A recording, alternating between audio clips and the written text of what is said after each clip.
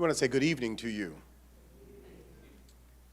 One of the joys that I have in serving God's people is that later in my life, God directed me to go back into the school system. And I teach 5th grade in the public school. And this morning, in my 5th grade class, we had a guest speaker, Mr. Andy. Mr. Andy was an 85-year-old Holocaust survivor. And he shared his experience of living through the Holocaust and how he survived and almost lost his life. He shared about death marches. He shared about Adolf Hitler. And the thought that one world leader could turn the world upside down trying to create a perfect race of people. And because of a 4-letter word called hate, destroyed millions of lives, over 6 million lives lost. But that hatred of that one world leader was not just towards Jews, but to blacks, or any other race other than what he considered the Aryan nation. And lives were lost, people's families destroyed. And for that, many Jews always say, we will never forget. Always remember. But now we have another person trying to build that world of hate, to destroy the lives of people in the Ukraine. And we see that 4-letter word, hate, being spewed across the world. How can we fight hate? Well, let me give you 2 other 4-letter words. I'm saying them in church.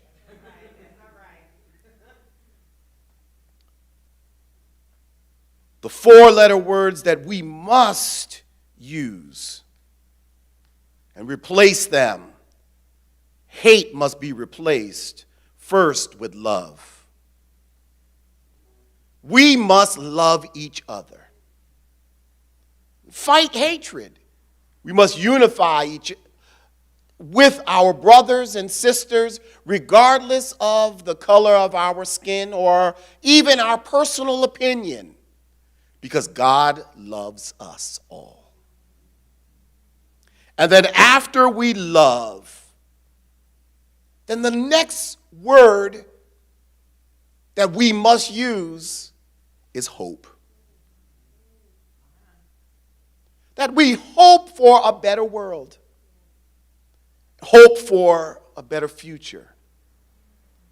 And so as we gather today and we commemorate and we pray for our brothers and sisters in the Ukraine, let us also remember that hatred destroyed millions of people.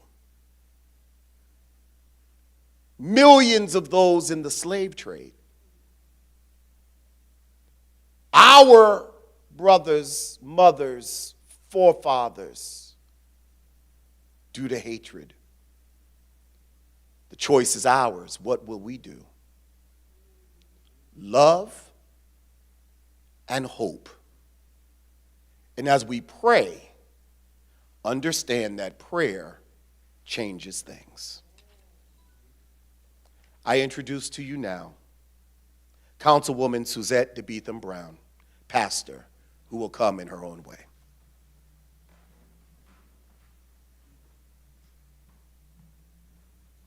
Good evening. Thank you to Pastor Sean and the members of the First Congregational Church who makes room for all of us. Makes room for us no matter what we look like, Counselor Mahan. Makes room for us no matter how we feel, how we present, what our religious beliefs are. Thank you for making room for Bloomfield. So, I don't know about you all, but I'm a little bit sick of the vigils. I am a little heartbroken because of the vigils. A vigil, to be alert, to be watchful, to be aware, to be cautious. A vigil. And we've had so many. But it's important that we come together and realize what's taking place and how we can help. The people of Ukraine in a war that has lasted a year, hundreds of thousands of people have died and have been misplaced from their homes. I watched a story of a family that right outside their homes, the neighborhood was destroyed. And the mom was saying to the reporter that she refuses to leave her home. She is in the midst of desolation, but that's where she raised her family. She's in the midst of death, but that's where she raised her family. It's hard for them to find food, but that's where she raised her family. So she's being very intentional in the midst of chaos to try to remain strong for her family. She's being vigilant when it comes to her family. The song that we sing was, "Let there be peace on earth and let it begin with me." And we can say that, the Ukraine is so far away from where we are, but how many times do we see injustice and that peace doesn't begin with us? How many times we see injustice and we're actually taking part in that?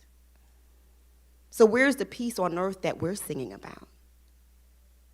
Here in the United States of America. Here in Connecticut. Here in Bloomfield. Dr. Martin Luther King says, injustice anywhere is a threat to justice everywhere. So we see what happened 2 years ago in Washington when people who weren't happy with an election decided to make a mockery of the highest seat of government. And some people stood by and just watched. I believe that they are just as guilty, and probably even more so, because they stood by and just watched.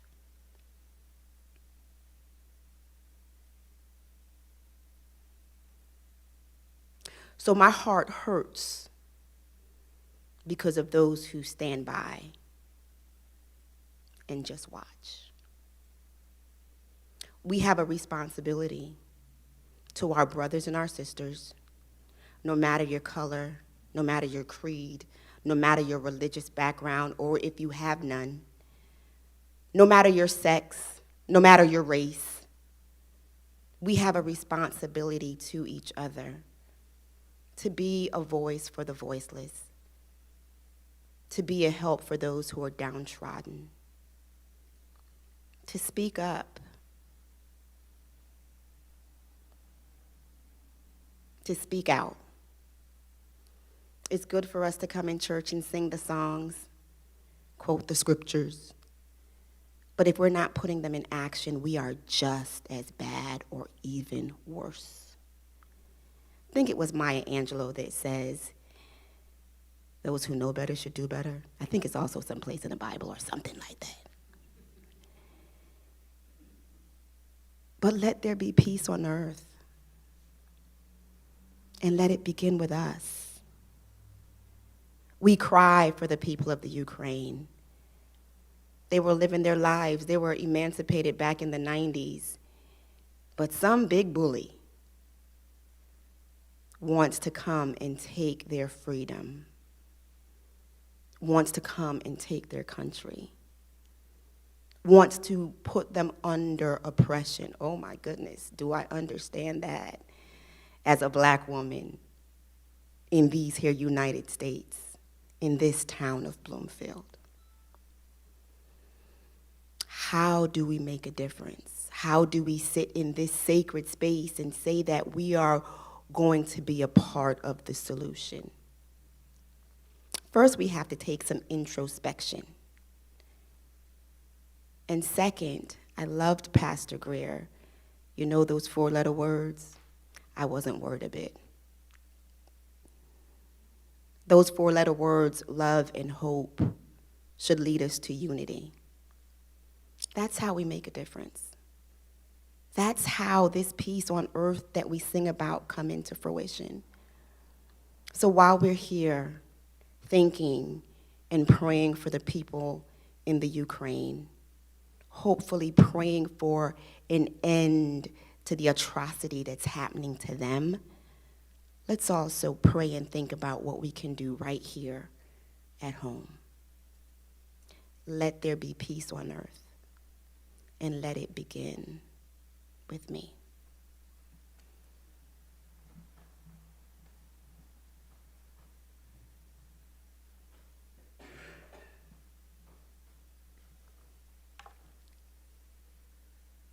Our next speaker has many things to educate us about and teach us just by his very presence, by his family's presence here. But one of the things that it teaches us before he says a word, Mike Borisovich has become a friend over the past several months. I've had the opportunity to get to know his family. They live here in Bloomfield. And so when we think about things in Ukraine being far off and far off and far off, he grew up there, he lives here now, and now his mother is here because she was able to have an emergency transfer from Ukraine to be here. His father's still back there. Other family is still back there. Other friends are still back there. And so my words are largely empty compared to what he will have to show you. So before I say any more, I'd like to introduce to you Mike Borisovich.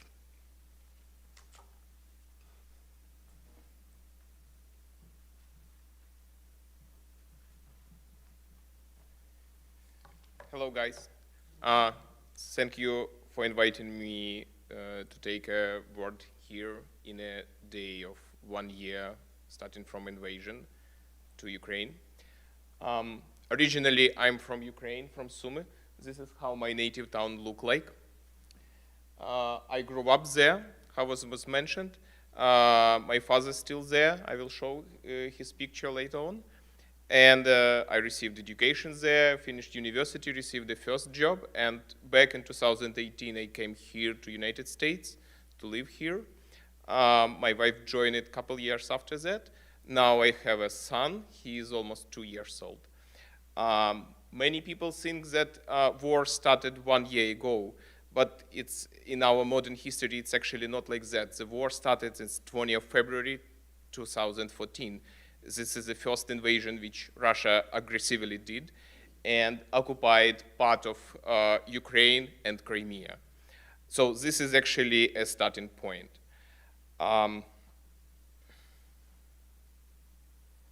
Yeah, so it's look like that. You can see where my native town located. Geographically, unfortunately, it's located 20 miles from Russian borders. So when they started attacking in 2022, we were on their way. You can see a red line highlighted. They still attacking part of the Ukraine. They're like villages. I will show a few examples what they're exactly doing. Unfortunately, from 2014, as I mentioned, we have a separate part on our cemetery with the heroes there. So this part appeared in 2014. So this is a place 5 minutes walk from a place where my father was born and spent his childhood. I many times visited this place. My relatives are still living there. So you can see a church from the left side and from the right side.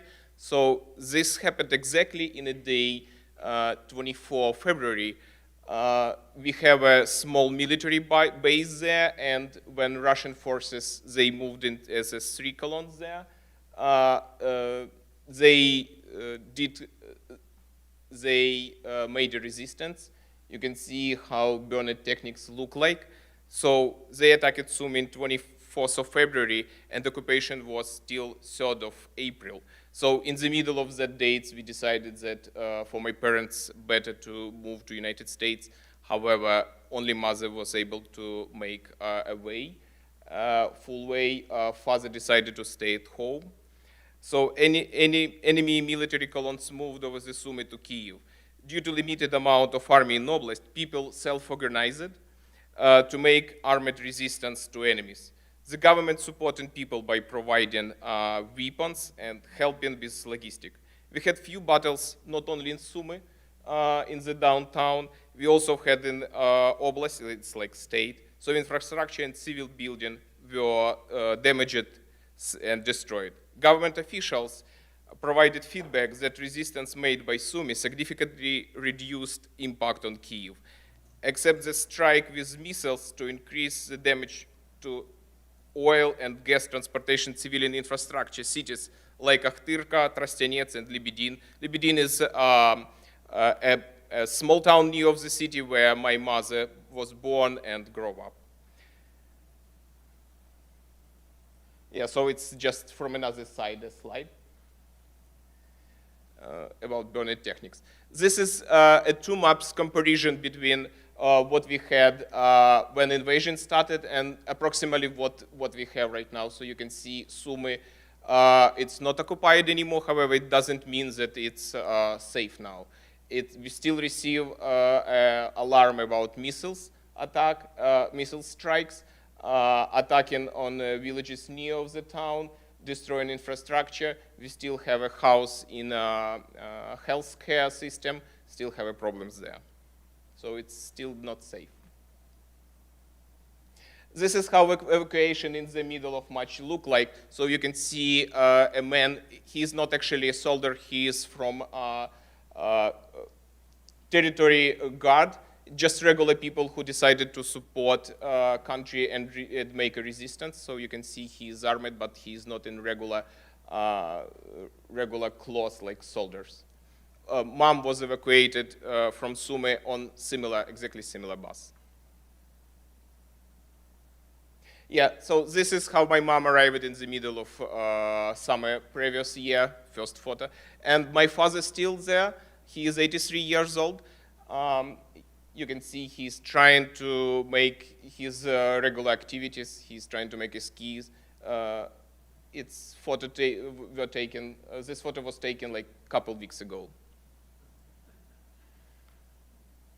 Yeah, as I mentioned, this is just one example. We have many of such examples. This is village Miropolik located, unfortunately, like 2 miles from Russian-Ukrainian border. So they able to destroy civilian infrastructure with mortar. You can see it's on the middle of the photo, and damages they provided.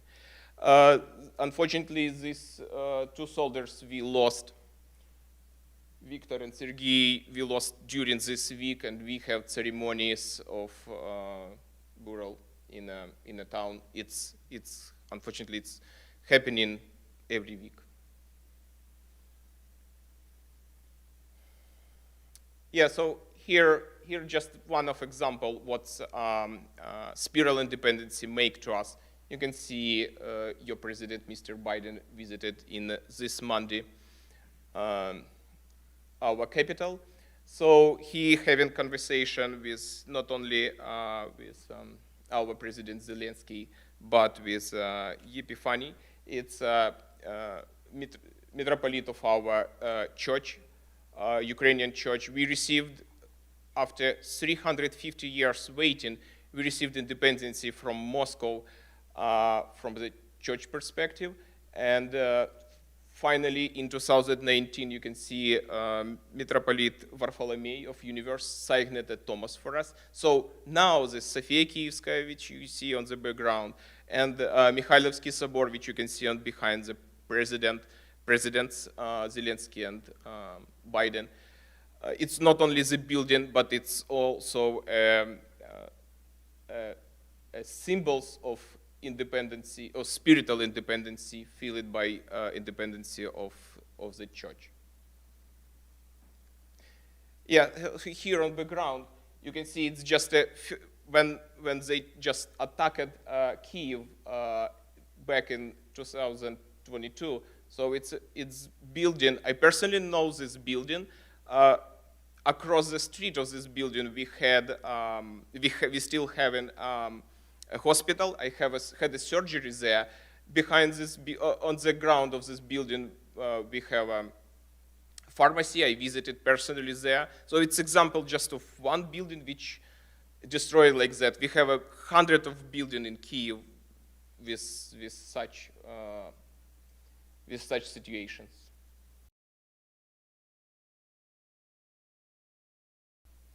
And the situation got worse in October of 2022. You can see I have a home. I lived there,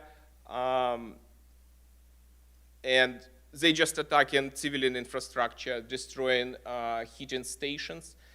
We can see missiles right away, how it's exactly happening. So I have a lot of colleagues and friends which personally saw how exactly it's happened on their own eyes.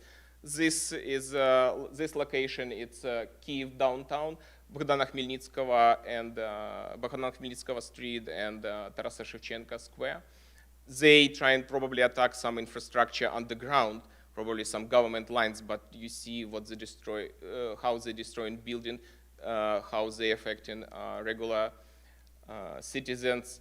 This amazing place and parks in downtown near of the Dnieper River, they also shooting it. This like 5 minutes walk from the place I lived, it's a skyscraper. You see results of their attack.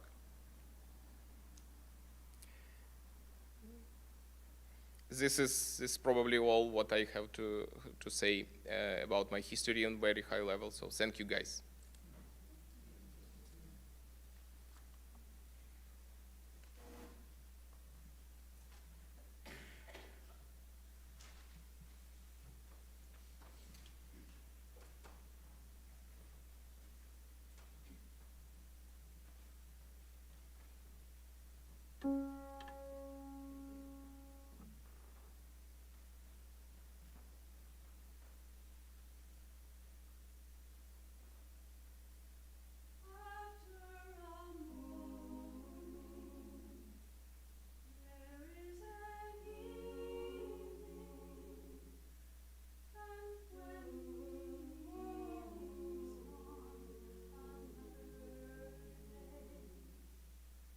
If your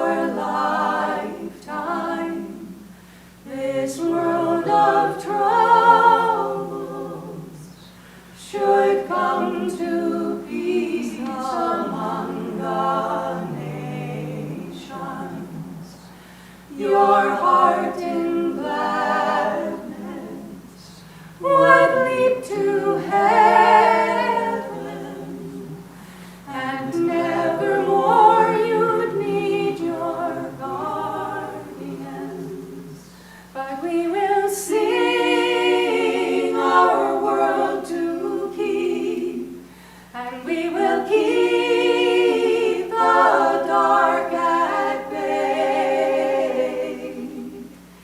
and we will lift you up to greet the morning.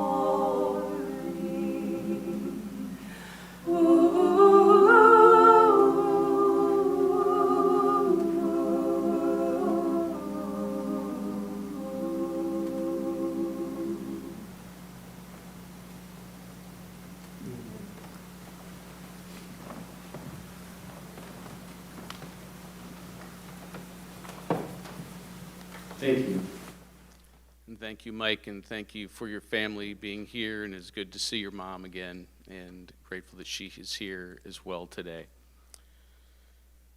The next person who will be coming up to speak is actually responsible for this happening in the first place. The role that I have here as pastor sometimes is talking and thinking, and sometimes it's just listening. And when I look out here, the faces here are the ones that I listen to most closely. Everyone here almost is someone who I talk to regularly and gives me feedback and keeps me honest and corrected when I go off and supported when we go to do things of importance.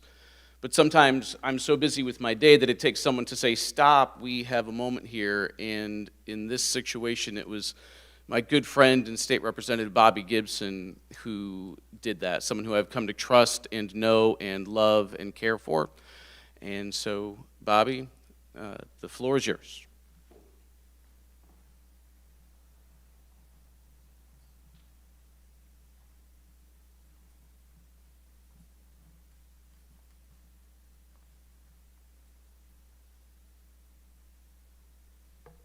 Good evening, everyone.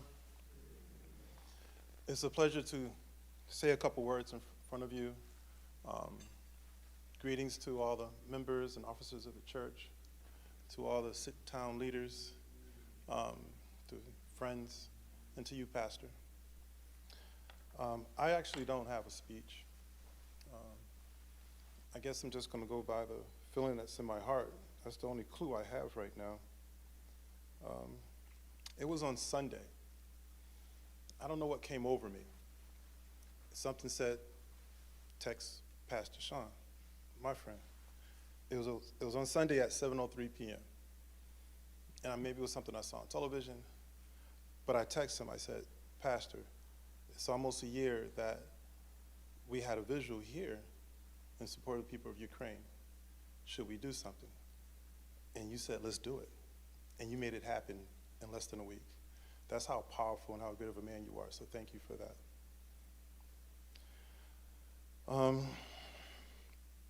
Again, I don't have a speech. I have some notes, some thoughts here on my tablet that I'll ask you to allow me to share with you. My good friend, Councilor Brown, you said injustice anywhere is a threat to justice everywhere, and that is so true. It's funny how when we were here and we talked about the injustices of what's going on in Ukraine and what the people must be going through, I'm not sure if we actually had a real feeling of what they were going through, because we're not actually going through it right now. And let me also say, I had people, let's be very honest, people on the other side who said, that's Ukraine. That's way over there. Why are we concerned like that? Because here in the United States, you know, as of today, the Biden administration has given $75 million to Ukraine. $75 million, think of that.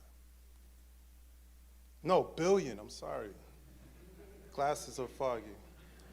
I saw the man's over there look at me. Bobby's right about that. $75 billion. When we have a housing problem, homeless problem, whereas the last thing I read, the Biden administration gave $650 million package, a fund package, grants to the homeless.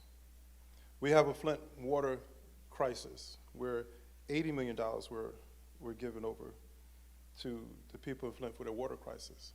But we can afford to give $75 billion to the people in Ukraine.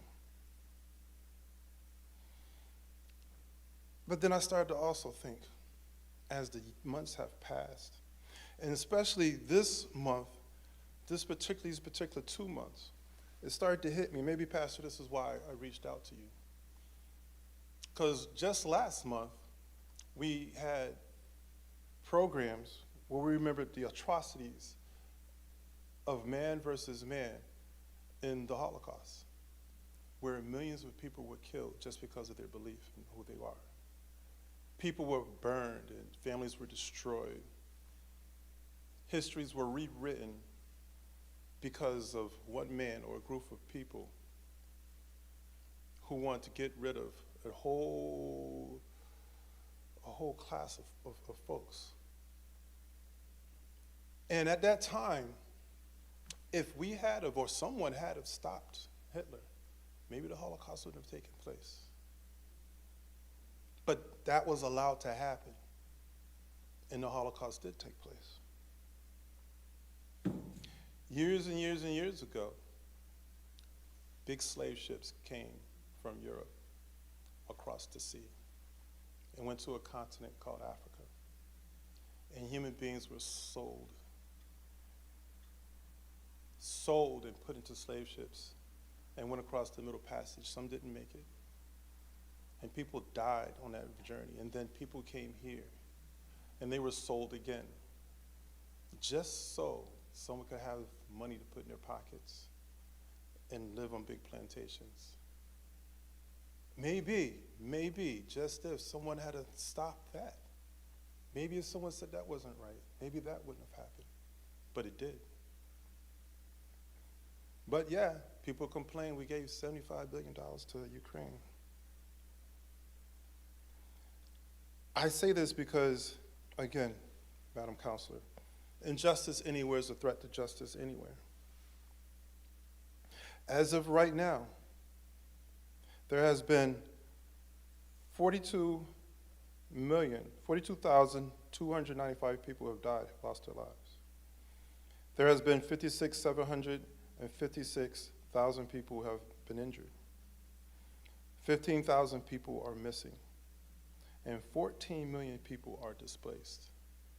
14 million people were made to leave their houses, leave their homes.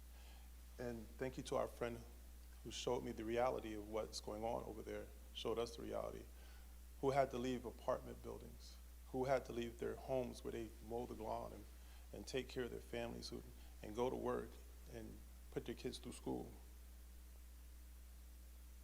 Right now, today, is Russia attacking Ukraine.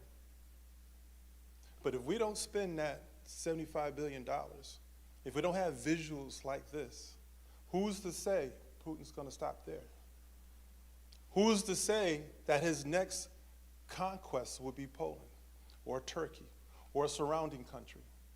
Who's to say, if he's not stopped, that China will go ahead and attack Taiwan? In some other countries, who knows? Who knows what's going on through their minds? Who's to say that the unrest that's going on in the Middle East right now will not continue if someone doesn't take a step and put a stop to it? Injustice anywhere is a threat to justice everywhere. Who's to say that that Chinese lost weather balloon is just a lost Chinese weather balloon? So I'm honored, Pastor, to be your friend and that you took the effort, because, Pastor, you took that step. I did the text. Anybody can text, but you took the step. And also say, Pastor, people did not have to come out on a Friday night after a long week, because I tell you, I'm tired. I'm not done, but I'm tired. But I still have that fight. And just like many of you in this room have that fight. So I will ask you to take on the challenge.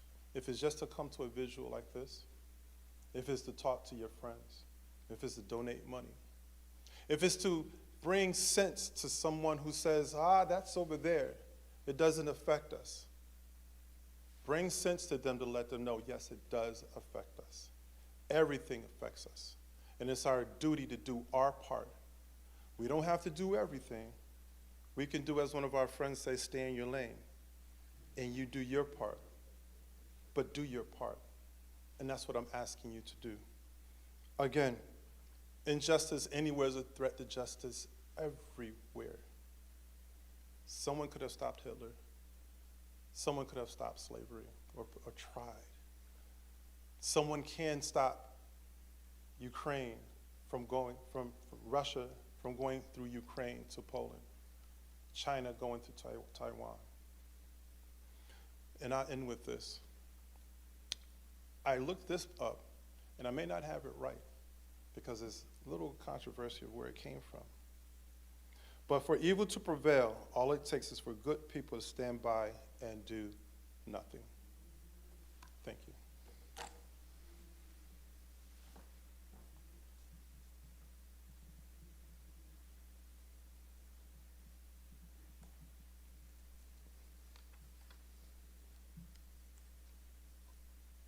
Thank you for those words. And I look forward to knowing what you sound like when you actually prepare a speech. We're now going to have responsive prayer. I will say something and then say, God, in your mercy, and if it is in your heart to reply, hear our prayer. You are invited but not obligated to do that in any way. For the stresses of life, the things that make us want to crawl under our beds, God, in your mercy. For the pressures of the world and the pressures we place upon ourselves that lead us to make decisions that lead us away from love, God, in your mercy. For the people of Ukraine who continue to face the evils of greed and war, God, in your mercy. For those who continue to be in harm's way in Ukraine, God, in your mercy. For the leaders of Ukraine and its allies, God, in your mercy. For loved ones separated by this unjust war and who long to be together again, God, in your mercy. For the leaders of Russia and their allies, that their fear may subside and their decisions change and turn in the direction of love, God, in your mercy. For the people providing medical and emergency care and sustained support to all people who are suffering from this war, God, in your mercy. For those in Bloomfield and the surrounding towns, that we may work together to build a deeper sense of community, God, in your mercy. For our local and state officials, that they may be supported and make courageous and bold decisions that help people and bring us together and bring us closer in community and a sense of belonging, God, in your mercy. For all of us in the United States of America, that we may see the strength of diversity, the beauty in difference, and the courage to embrace the challenge to do justice and to do acts of loving kindness here and where we are needed abroad, God, in your mercy. For the people of the world, many of whom lead lives that we will never know and cannot possibly comprehend. Yet they have emotions like ours, and in some of the most important ways are just like us, God, in your mercy. For all who face violence of various kinds, physical, emotional, spiritual, from individuals or groups or by governments or systems of oppression, seen and unseen, intentional and unintentional, God, in your mercy. For the victims of the continued oppression of racism, God, in your mercy. For the victims of the continued oppression of the LGBTQ plus community, God, in your mercy. For all of the living creatures who have breath and life, all of them important, all of them fragile, all part of the interconnected dependency that we have in our world and our decisions, God, in your mercy. For the planet we reside upon and rely upon for living, for life. May we be better stewards of your creation.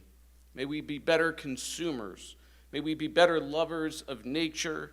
May we awaken to see the connectedness of all things so that we can see it as all part of you, and in doing so, treat it as if it was you, God, in your mercy.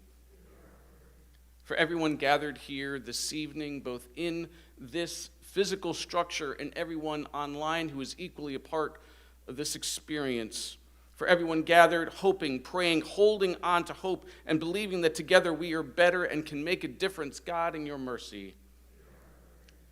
For the prayer of our lives, may we pray well. God, in your mercy. Now please rise and body your spirit as we sing our closing song, We Shall Overcome.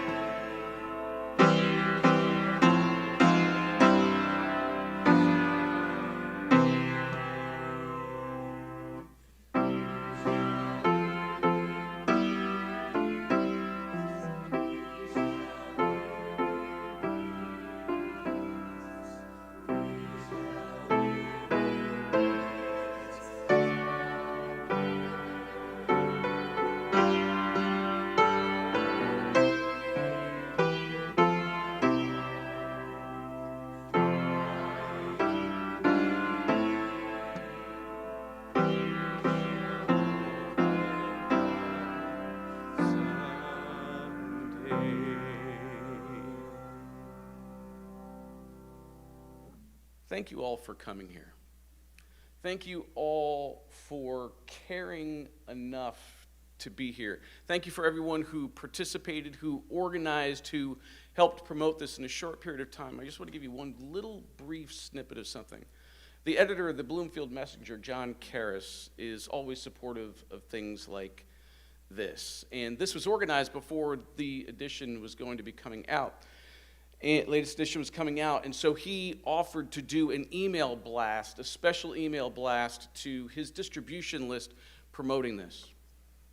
Within a couple hours, he received calls and other things of a large number of people canceling their email distribution, saying they didn't want to be part of what he did anymore simply because he let people know about this. We are not the universal opinion of what's going on in this world. There is no unanimity in what we are doing, and standing here and doing this matters. And it may not feel like it. It may feel like a comfort to be here, but being here matters because it takes awareness before you can do action. It takes awareness before that action can be meaningful. And when we take action, and we repeat those actions, it becomes our habits. And this is not my thought. This comes from Howard Thurman.